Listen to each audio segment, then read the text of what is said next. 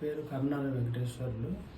First 2 కాళ్ళు నడవరాకుంటుండే, అసలే నడవరాలేదు, కాలు తీసి కాలు పెట్టలేదు.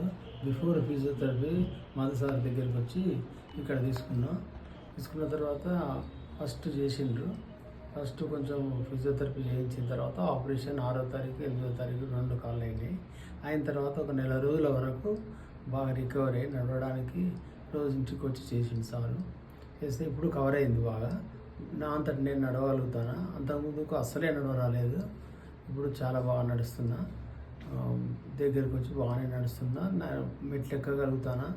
1 మంత్ లోపలనే రికవర్ అయింది. తర్వాత సారు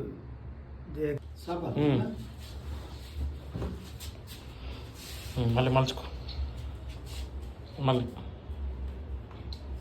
చాపు లేచి నడవండి. దా దా దా